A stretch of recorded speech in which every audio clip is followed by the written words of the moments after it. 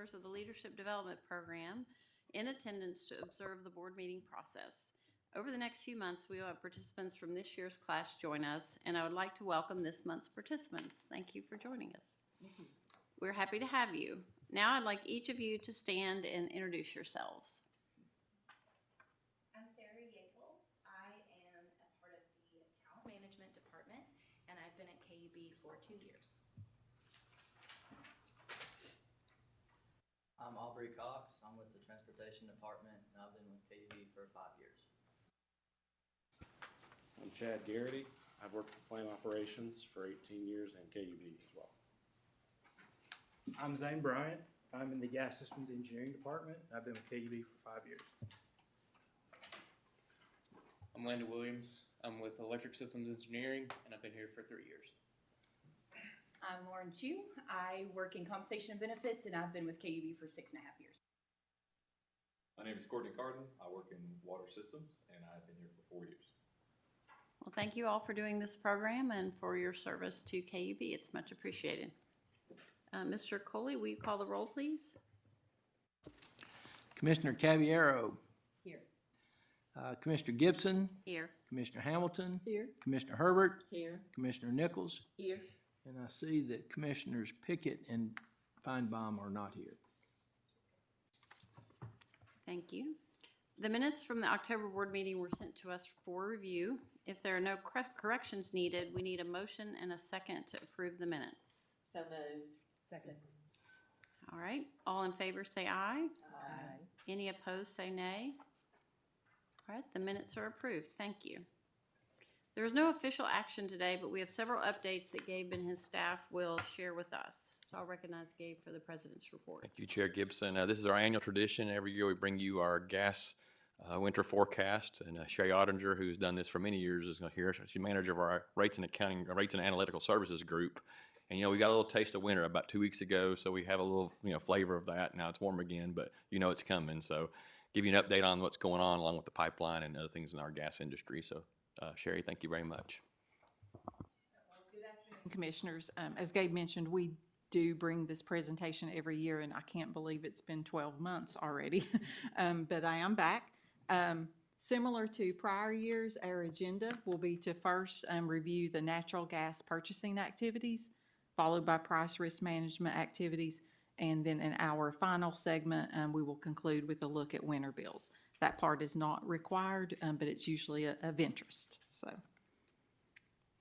Resolution 1447 does govern our natural gas purchasing activities. You can see from the slide that board authority is required for certain types of contracts, certain volumes. One example of this is contracts which are in excess of 6 years. We do have 2 examples of that. In recent years, the board did approve for us to enter into what we call prepay contracts. And under that scenario, we are signing a long-term contract, long-term meaning 30 years, in exchange for a significant discount. So that is the clearest example of where that comes into play. But for our supply, transportation, and storage contracts, there are differing volumetric limits that would trigger board approval versus that being delegated to the CEO or CFO. And then for the majority of our activities, which are monthly and daily recurring activities, those have been delegated to the KUB staff to carry those out. I always do like to mention the last bullet. We are authorized to sell any excess capacity.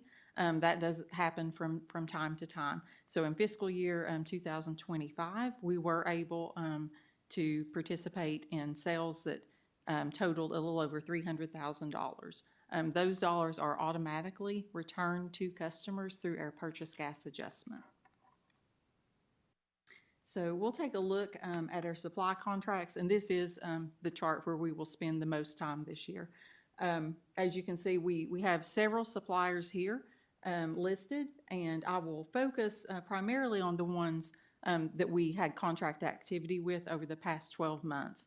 There are 5 of those. So just starting at the top, we did renew our contracts with BP and ConocoPhillips. Both of those are long-term suppliers with us. We've had a very good relationship with both of those. And so, for example, with BP, we did increase the volumes that we may purchase from them. So the 15,000 where it says variable, what that means is as we go into each month, we will let the supplier know. For November, perhaps we say we want to purchase 4,000. Well, we're purchasing 4,000 decatherms every day. We can't change that during the month. When we come up to December, then we can nominate a new amount then. Conoco is a little bit different. It says variable daily. So there, whatever amount we tell them at the beginning of the month, we can change it on any day of the month. So we've already had a reference to the weather. That's why that's so valuable to us. As weather moves from day to day, sometimes in East Tennessee, it's very valuable for us to be able to shift and adjust those purchases. Of course, our storage helps with that also, but that's just another tool that we have for managing our supply and having a little bit more flexibility. The next two contracts that we signed were with Sequent and Twin Eagle, and these are new recurring monthly contracts. We have purchased from both of these suppliers before on a spot or what we might call a market basis from time to time, but this is the first time that we have had the monthly contract with them. And you can see it's shorter duration. One of those expires next spring. One was only a 12-month contract as we test out this supplier and they get to know us. And then next summer we will decide if we want to continue those contracts. And then finally, the fifth contract that we signed in the past year was CNX. You may recall me talking about CNX and Intervest. And again, they're indicated they're in the Appalachia region. They are both have physical supplies on East Tennessee natural gas pipeline. So that is the only pipeline to which KUB's distribution system is directly connected. So that location is very advantageous, very helpful to us. So we were glad to renew that contract. And then just taking a quick look at our transportation portfolio, all three contracts with East Tennessee Natural Gas, Tennessee Gas Pipeline, and Texas Eastern, we did begin new contracts just on November 1st. However, pipeline contracts require any changes to be made over a year in advance. So we did review these contracts in summer of '24 and made any changes to those to the receipt points that we needed at that time. I am going to take just a minute to talk about East Tennessee Natural Gas Pipeline here.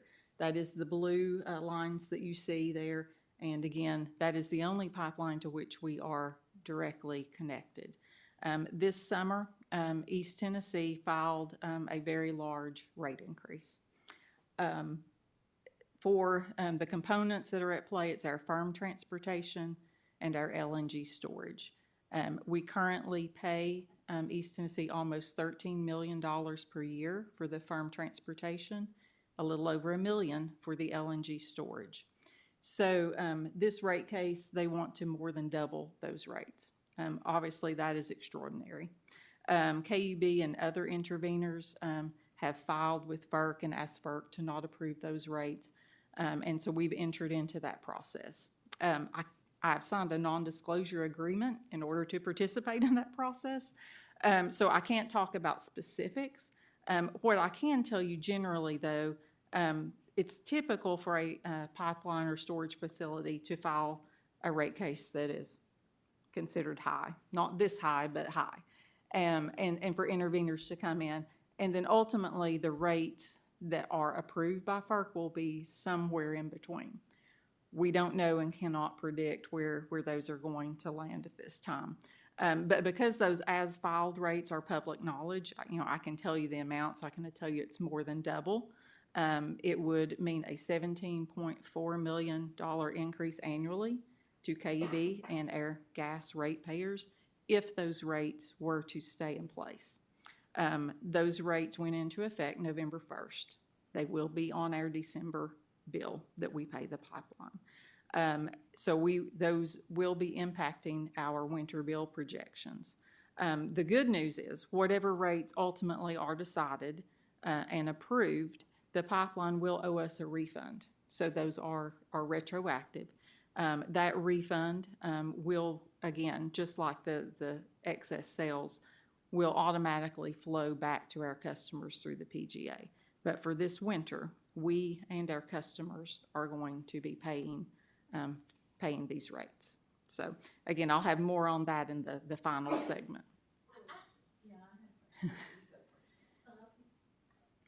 With us precedents, meaning in the past, when we've had significant increases and there was that negotiation period, in the past, what has been the resolution? One of the most recent ones, our Saltville storage, I think the as-filed rates were perhaps an 86% increase, and it settled somewhere around 40%. So when I say it's more than double, this is not going to be a 10% rate increase. Right. It is still going to be significant, whatever it turns out to be. When this increase was sought by the pipeline, do they have to provide a basis for the increase? And if it's confidential, certainly don't speak about it. But I'm just curious as to whether, they have infrastructure or something of that nature that they've had to incur significant expense and are trying to recoup that. Yes, they do have to file a very detailed cost of service.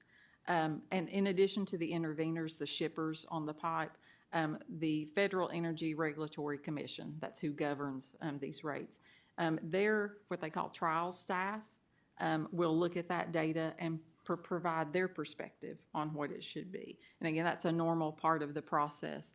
They will look at the costs that have been submitted and allow or disallow certain things. We can negotiate things like depreciation rates, salvage values, some other things. So it is there's a lot of detail that goes into it. We and other shippers employ lawyers and rate consultants to dive into that data and look at that. And that's why these rates will be here all winter, because this is not a quick process that we're going to get through in a matter of months. So how does the reimbursement process work? If you could explain that. Once FERC approves the rates, then there's I don't want to speak out of turn, I think it's 60-day period that the pipeline has to calculate, and they have to pay interest on that money, and the interest rate is not favorable to the pipeline, I will say that. And then they will produce the dollar amount that's going to go to each shipper. That will be reviewed by the FERC staff and approved, and then it will come in a lump sum, either as a credit on our invoice or just a wire to KUB. And how does that matriculate to our customers? So we have the, what I call the purchase gas adjustment.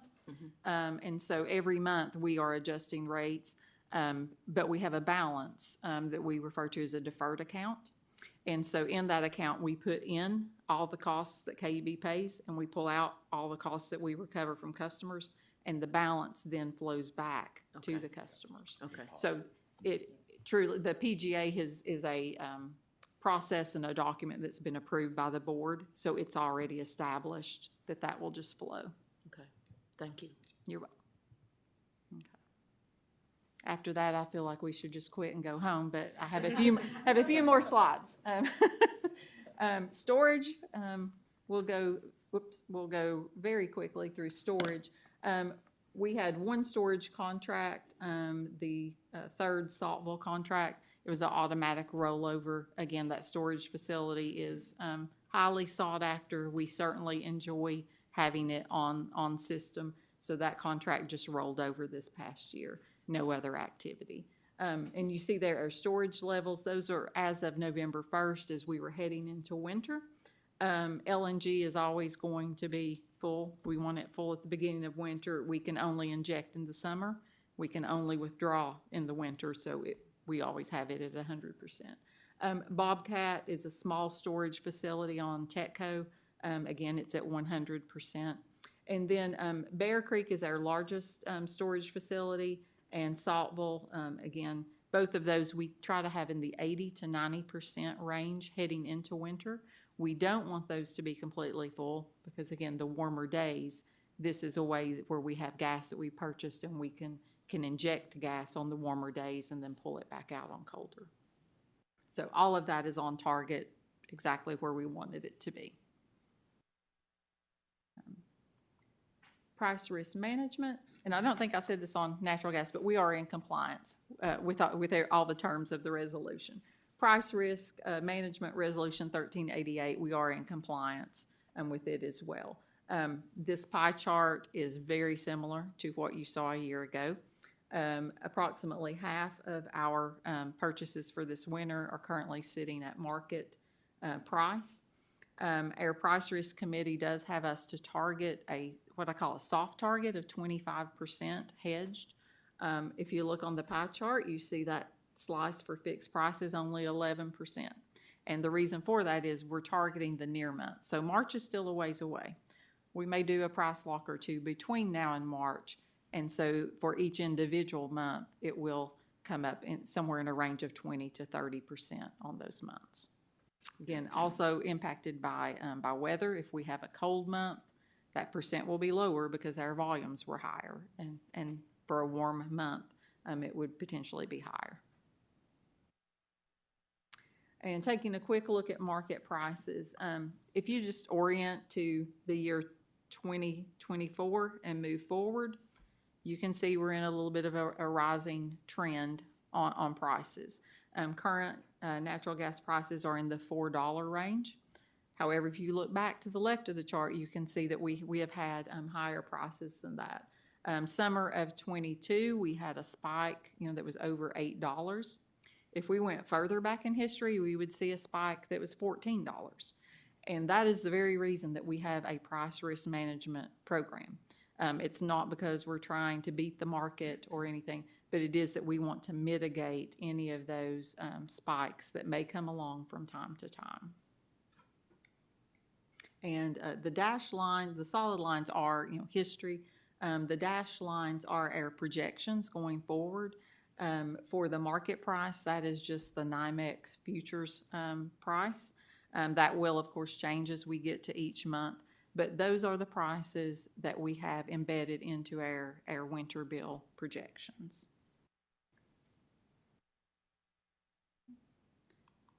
So the final segment, I'm going to start with electric because it is easier this year. Electric, we are projecting that winter bills will be approximately $4 higher on average than they were the previous year. As you know, we had a KUB increase last spring. That's reflected here. And then the latest TVA fuel projections are projected and built in here. And those, just like the NYMEX market, TVA's cost will change as we move forward through the winter. But this is our best estimate at this time. Individual customers will, of course, experience different dollar amounts, but the 2% increase is a good marker for most residential bills. Okay. Now to the hard part. We're going to take a look at the gas increase. So last year, winter bills for gas averaged $102 for residential. For this coming winter, we are projecting 134%. The orange slice on the top of the bar, that is the East Tennessee rates that are going up, firm transportation and the LNG storage. So that is tough, very tough.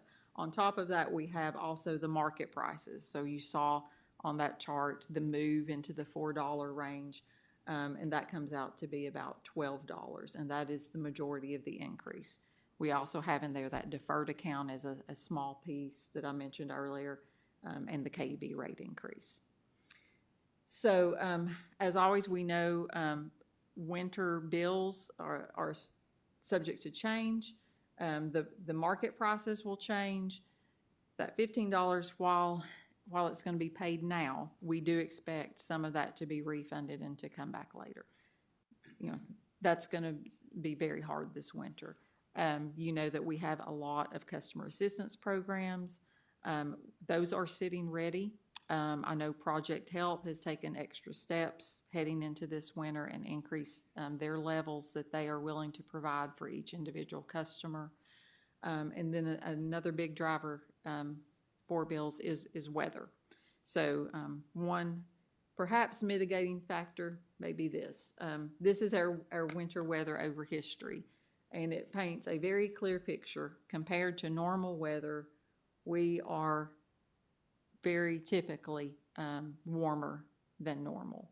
Right now, all of the weather forecasts that I have seen, whether it's National Weather Service or NOAA, they are all predicting a warmer than normal winter for Knoxville area. So levelized bills also help greatly. Obviously, we're talking about winter bills for natural gas. Almost all the volumes for residential occur across 2.5 to 3 months. So if a customer is on the levelized billing, that will also ease them into this transition and greatly assist them this winter. How have we communicated this pipeline increase to our residential and commercial customers? We have been talking to them for, I would say, several weeks or maybe even months heading into this. We do have a separate page on our website now, the link to that, and we did some energy savings workshops. We always like to do those, but we did them recently, just particularly targeting this, knowing that this was coming. Do we have any information on, my question here was, there's such a change in gas. Do we know if low-income families usually have gas versus electric for heating, or is that not something that, I'm just kind of curious to see will they be affected more? So we don't necessarily look at our low-income customers by system, but we do know that when they receive assistance dollars, it's typically on the electric and natural gas portion of their bill. So we typically assist about 4,000 to 5,000 customers with LIHEAP payments across the year, and about half of those usually have natural gas. So now that doesn't mean there aren't other low-income customers that aren't accessing LIHEAP funds that also have natural gas, but that's typically what we see. And to Sherry's point, we have been very intentional about getting this message out. So we've had bill messages that have pointed customers to that website that we created, and that website is really talking about the natural gas increase, but also just rates in general and the impact to customers and things that they can do. It's pointed them to energy savings tips. And then we did also host specific workshops. In the past, those workshops have been by request by a certain community entity. And so this year, we really wanted to be intentional about making those available to the broader community so that they could get information on what to do. And we talked about these increases specifically at those workshops as well. So just so that I understand, so if we have 4,000 to 5,000 people needing help with their bills every year, and half of them, give or take, are for gas bills, we're imagining that we're going to get a lot more requests in this? So we anticipate the winter is always a busy season for getting requests for assistance, and so we anticipate we will continue to have higher requests. And as you all know, and I think I've shared, the assistance landscape is slightly different this year, just given all the dollars that were once available due to the pandemic. Those aren't here, so we anticipate that is going to happen, and so that's why we really wanted to get in front of this and start making customers aware sooner. Make them aware of things that they can do in their home to reduce their energy use, as well as point them to levelized billing. And so Sherry mentioned that has really been our tool that we feel like is going to be most effective, because they're not going to see this big change in their bill if they go ahead and sign up to be on levelized billing and stay on that program. So we're asking our customer service representatives, as they're talking with customers that are already experiencing difficulty, to mention that, mentor them through using that as a tool to help them ride through the winter. I should know how this works, but if you call and you've just gotten a really big bill and you go on to levelized billing, do you then just pay like 1/12? I mean, does it start right away? How does that work? So not typically, but because we know customers are having difficulty, we have been looking at their specific situation on a case by case. And if that's going to be most beneficial, we will allow them to make that month's bill their first levelized billing payment versus them having to become whole with their current bill. But it really is situational. For some customers, it might not be advantageous in that month because it may be a lower bill for that 12-month period. And so we try to look at that and make the best decision that will help the customer at that time. How about the news media? You know, you watch the news and you see a story about a lost dog in Arizona. And I'm definitely sympathetic to the plight of anybody that loses their pet. But this looks like something that, you know, there needs to be a segment on the news about this to educate folks, because not everybody is going to go to a website, but they might, you know, listen to the, you know, evening news or the morning or something. I know they struggle for content at times, and this seems to me to be a very timely story. Absolutely. We've had some requests from the media, and we've also released some media releases related to this. And so sometimes they pick that up and sometimes they don't. And so we will continue to make sure that we're getting the message out. Our primary goal has been to say, it's the winter. Here's what you can do to save. Here are the tools that you need to use. Expect that winter bills are going to be higher in those releases. I know that we do a great job on data analytics. So I'm thinking, are there zip codes that we have, which I've seen, you know, where we do our assistance, and so we know what those are. Are we targeting those areas? Because I'm thinking, just as somebody said, not everybody looks at a website, but do we target, if we know that there is going to be an increase in a particular zip code, do we target organizations, nonprofits, or specifically that serve those people that can get messages from their desk to the client? Yes, we do. So in the example of the workshops this year, we had an agency meeting prior to releasing those workshops and spoke directly to those agency partners and provided them information about the workshops. We also talked with them specifically about this change in bill so that they can be the messengers for us, because we recognize that not every customer is calling us beforehand. They are working with those partners that they are familiar with and that are in their community. So absolutely, it is a joint effort. It has to be, because they don't often come directly to us. They usually are coming to us when it's a dire need versus beforehand. Okay. Thanks, Sherry. I know you hate to be the bearer of bad tidings. I do. I think Christy's going to bring some good ones. So. Yeah, thank you, Commissioners, for the great questions. And yes, we're fully aware of the impact to our customers, and we're going to keep doing things, to Tiffany's point, to get that message out there. And I appreciate the input you all given us there. We just finished up our annual United Way campaign. That's something KUB's been involved in for over 30 years now. And we had a successful campaign, and I've asked Christy Lund. She was our co-chair this year of the campaign, but she's also our manager of fiber customer service, to give you a presentation and a little bit of a wrap-up of this year's campaign. So thank you, Christy. Absolutely. Good afternoon, Commissioners. I'm here today just to kind of share some of the highlights of our 2025 campaign. As Gabe said, we have a long-standing history of supporting United Way. One of the things that's very unique about our campaign is that it is 100% employee funded, because we are a nonprofit. There's not a corporate match or contribution. So all of the money that we raise comes from our employees. Throughout the campaign, employees can participate in numerous events, including agency visits, our week of service. So they get the chance to actually witness firsthand the work that all these funded programs do in our community. This year, we also celebrated the 10th anniversary of our Vol Time program. But before I go on, I want to just take a minute to thank all of our employee committee members who helped make this possible. There is a lot of work and planning that goes into these events, and they did an amazing job making sure that we had a successful campaign this year.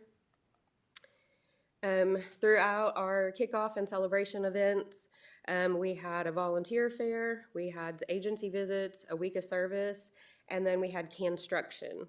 So during our celebration event, we had 11 employee teams who organized and collected over 4,600 items of non-perishable food items, and they used those to build structures. A couple of those are here on the slide. Then we provided that food to 4 local agencies, including Wesley House, Kappa Kitchen, community schools, and volunteer ministries. It came at a perfect timing as well. 50 employees also visited 10 different agencies during this time, and again, they got to see firsthand the contributions working in the community. It's kind of a unique perspective for them. And the agency tours are open to all employees. We kind of focus on our new employees first, but it is open to everyone.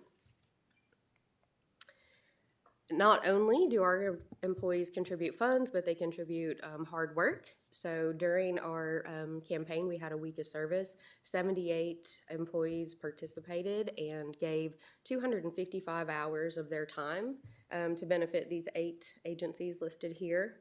And commissioners, please know that you are always welcome to join in our outreach efforts. We'd love to have you. So, as I get ready to close up, I just want to say we have our slogan, small acts, big impacts, and I think it truly represents our campaign efforts.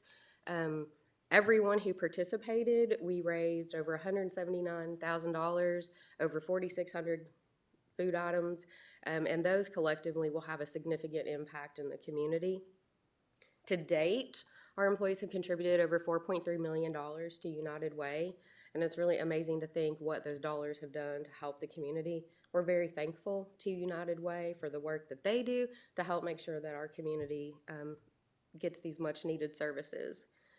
Our employees are proud to support United Way, and I believe that this is just another way that they show their commitment to investing in the communities that we serve. Thank you, Christy, and thank you for your leadership of the campaign to your great results. Thank you. Thank you, Christy. Last presentation is we talked last month about all the fun that was going on at Mark B. Whitaker Water Plant. I'm now sleeping much better, and so is most of the staff.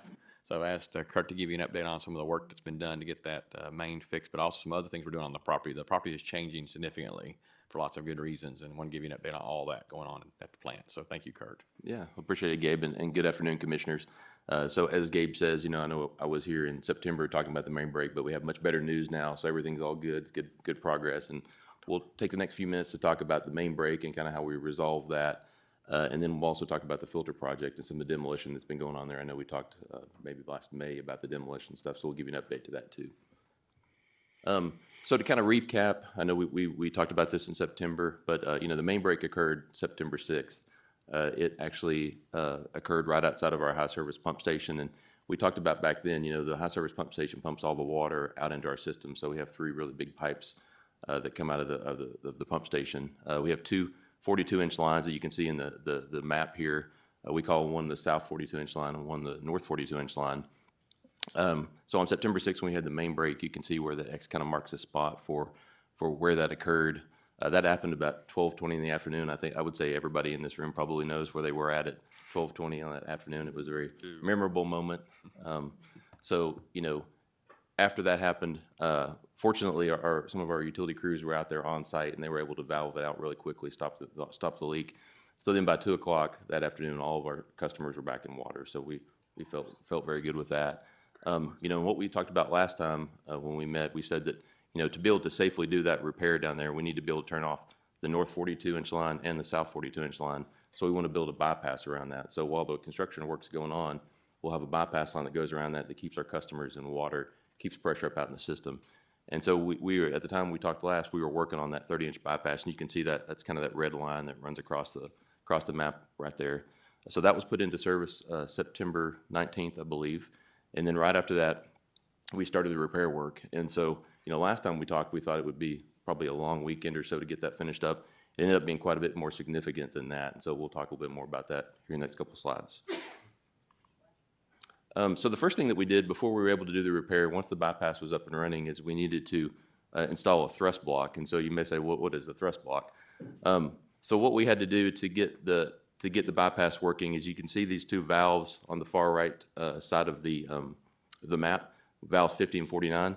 So we had to have water pressure all the way up to that one side of the valve, and on the other side we had the water turned off. And so that puts a lot of pressure on that valve right there. We've talked about this as high volume, high pressure lines. For each of those valves actually had about 200,000 pounds of pressure on one side of the valve and none on the other side. So you have that push on one side, and if you think about it, if you want to make something equivalent to that, the average car is about 4,000 pounds. So that's equivalent to about 50 cars stacked on top of each other sitting on one side of that valve. So that's a lot of force. So to counteract that, we built this concrete block that sat over top of the two pipes right there. And you can see in the photo on the right side right there, you can see the sandbags that they've kind of built to form up the extent of the thrust block. And they've also covered the two 42-inch pipes right there. And they really do that because, when you pour concrete, there's a lot of heat that's generated and stuff like that, and that can actually corrode the outside of the pipe, so they cover the pipe. Also, too, you don't want you want the pipe and the concrete to stick together, because you want them to kind of move a little bit independently after you've put the block in there. You can see the two, we talked about those two valves. You can see the two valve stems on the right side of the photograph where they're sticking up. They've got buckets to cover them, so they'll make sure that none of the construction equipment gets around those. But we installed that thrust block right there, and then we started the repair work. So, just to even step up a little bit, or step back a little bit further, the repair work obviously entailed us cutting into the pipe. And so if you cut into the pipe, that's one of the things that's holding that 200,000 pounds back. So you want to make sure that you have something there that's kind of counteracting that force. So that was the first thing we did, and then we started the repair work. So these are some photographs of the repair work. This is the 42-inch, that north 42-inch line that we talked about. If you look at the picture on the left, you can kind of see the scale of the folks working in the trench as far as to how big the pipe is. And you can see on the left that there's two 45-degree bends, and really what they're doing there is they're trying to go over a line that you can barely see kind of horizontal right there. There's a 30-inch line that goes underneath it. So they put those two bends in there to try to get over the top of that line. If you look at the middle picture right there, you can see the bottom 45-degree bend where the shovel's laying right there. You can see the bottom of that pipe is actually just completely gone. It blew apart. So once they were able to pull the pipe apart, you can see the photograph on the right kind of shows the damage. And so what we think happened is, when we had been looking for that leak for several weeks beforehand, that had actually been cracked right there. But on September 6th, it actually just blew apart. So that was that real catastrophic sort of main break that we saw right there. So we've actually given the pipe manufacturer, US Pipe, this fitting, and so they'll be giving us some information back on what they kind of find as far as sort of forensics of that. So the initial repair was really interesting. I know it may be a little bit difficult for folks to be able to see it, but you can see on the left photograph right there, you can see there's two pipes kind of sort of coming at each other at an angle, and those angles don't necessarily match up, right? They're kind of coming a little bit offset. So you have that as one constraint. Then you also have the fact that once you cut those two pipes at the ends right there flush, they're actually not in the same plane. So that makes it sort of like a three-dimensional problem that's really difficult to sort of overcome. So you can see right there on the left side of the picture, those two 45-degree bends, they have to replace those. So they're down there measuring those, trying to figure out how to kind of angle that stuff to be able to get it to all work out.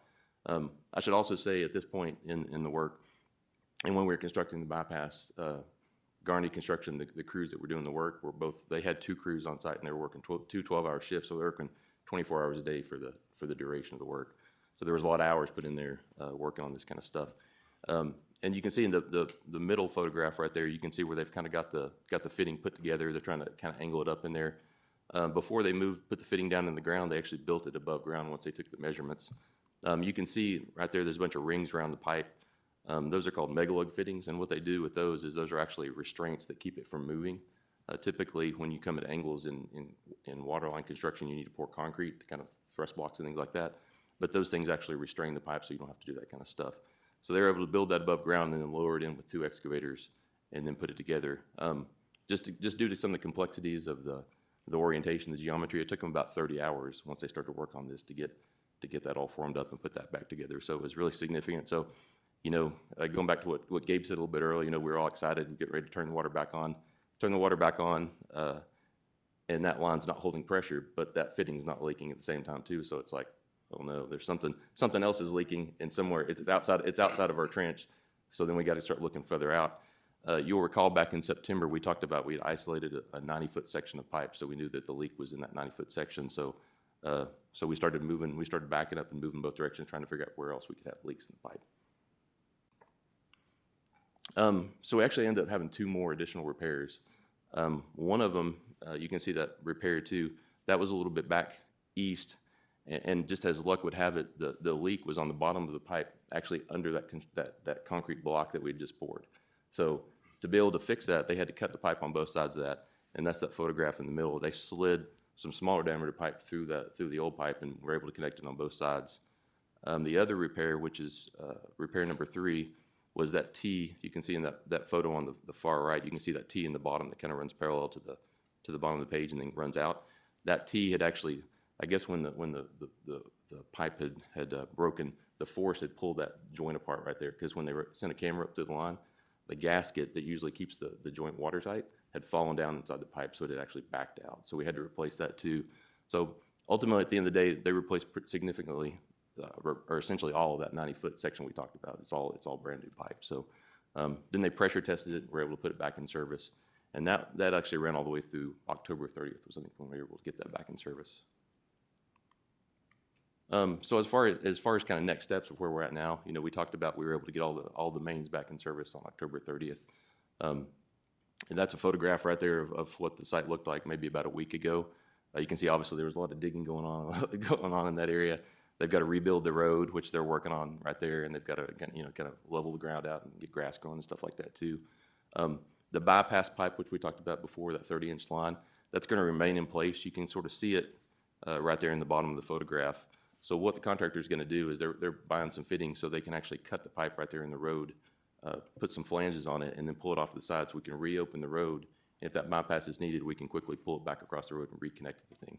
So that's kind of what we're waiting on right now. We've got that coming in the next couple of weeks. As we talked about, the restoration work is underway.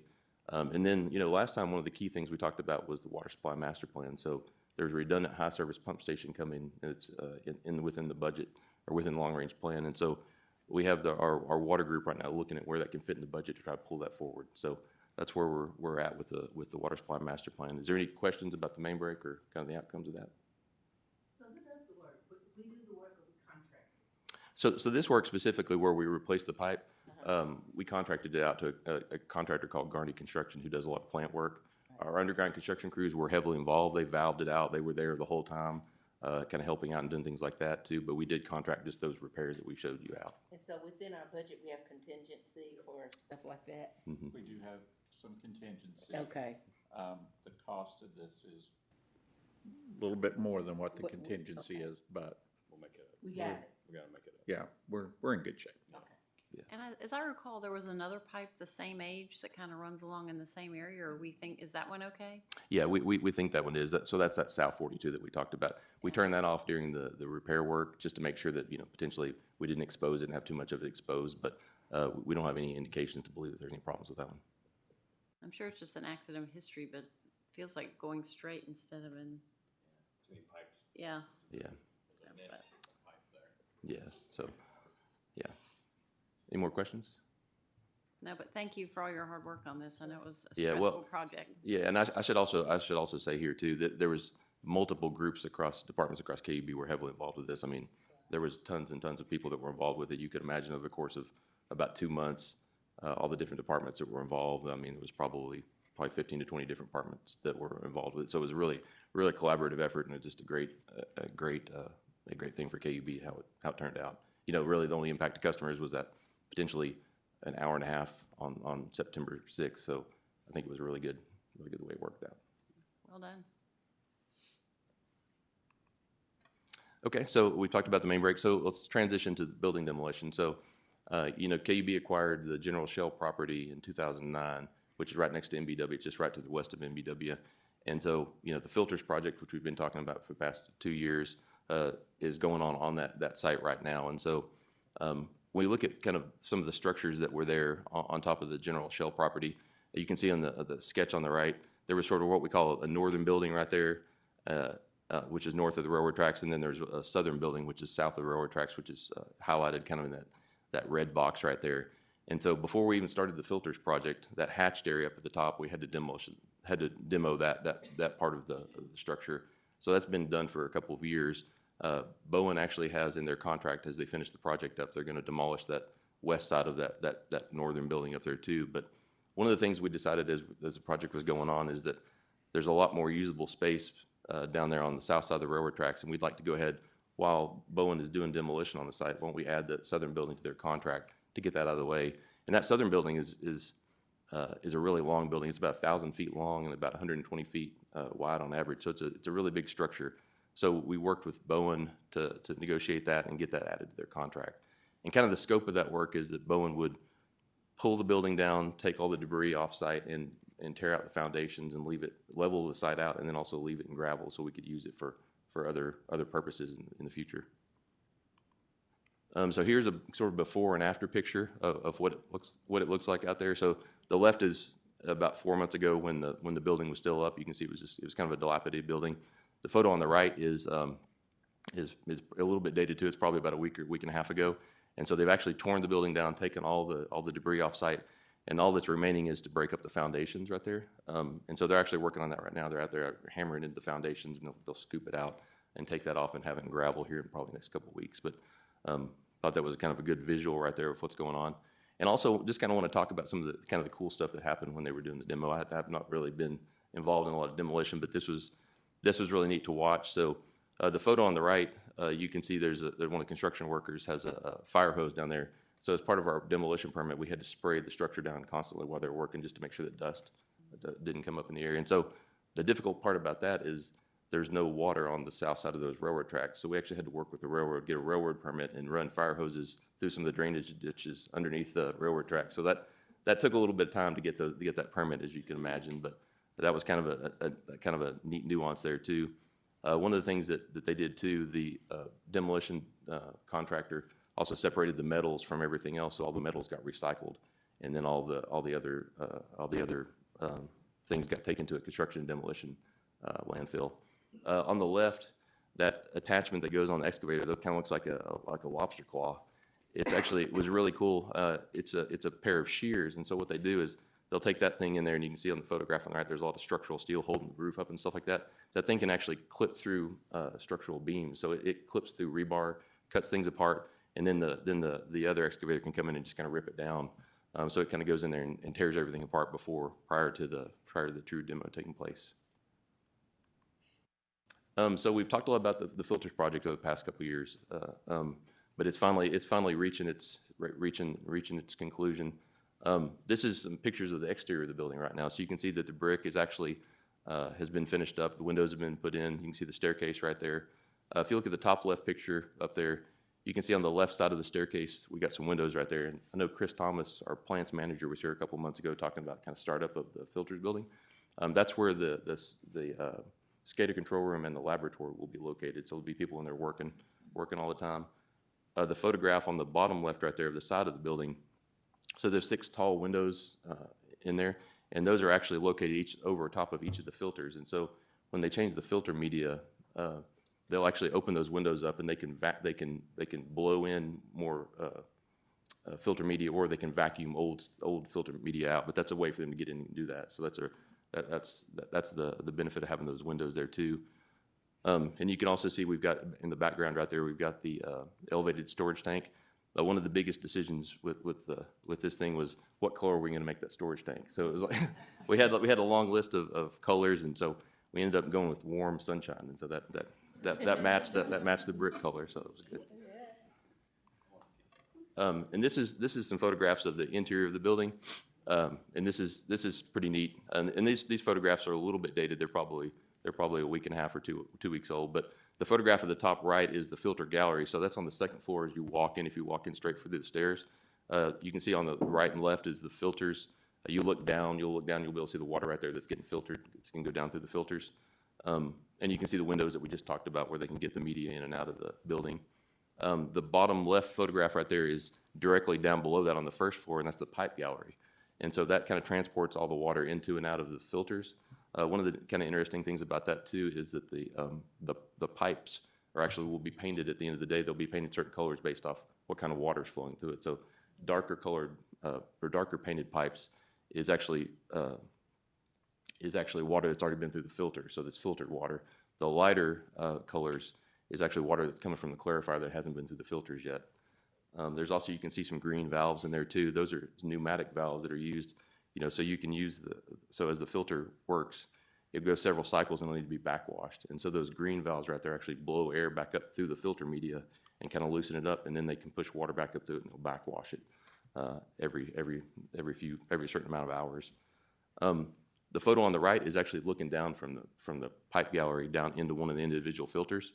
So the way water works is it will come and fill up those green troughs right there and then overflow into the filter. So right now, those kind of red and white under drains that you see in the bottom of the filter, they're actually covered right now because we need to put some grout on top of those and grout those in place. But eventually, once they get those grouted in place, they'll put about 3 feet of sand and anthracite on top of that. So the water will come into this troughs and actually go down through the under drains, and that the filtered water will come out the bottom of it and eventually be pumped to one of the clear wells before it gets pumped out into the system. So making good progress there. The contractor, when Chris talked about commissioning the filters, we're thinking that the contractor will be done with their part of the work late January, early February, and then they'll start commissioning the filters. So we're getting within about 2 months or so of having all the work in there done. So any questions about the demolition or the filter building? No? Okay. Thank you, Kurt. Yeah.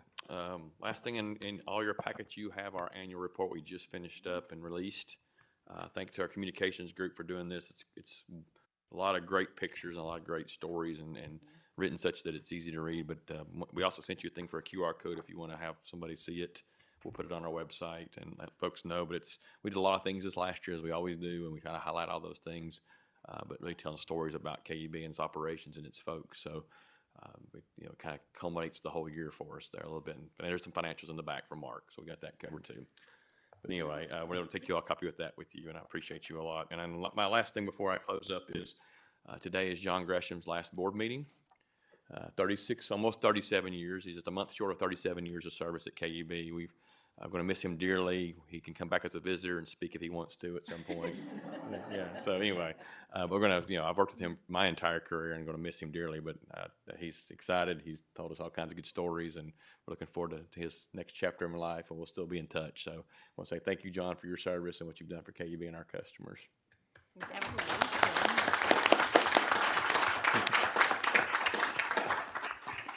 And I would echo that on behalf of the board. Thank you for all you've done for KUB and for our customers. We really appreciate it. All right. Are there any members of the public who wish to address the board today? All right. I will recognize Commissioner Hamilton. Thank you, Commissioner Gibson. Pursuant to TCA Section 9-3-405, and in my capacity as Chair of the Audit and Finance Committee, I move that the board enter into executive session with the Audit and Finance Committee, attended by KUB senior staff and general counsel, to discuss IT system security. All right, we have a motion from the committee to convene into executive session. Do I have a second? So moved. All right. All in favor, say aye. Aye. Any opposed, say nay.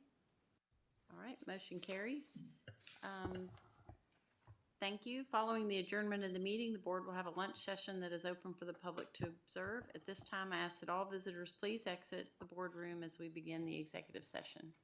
And thank you for our leadership team again for coming. Thank you.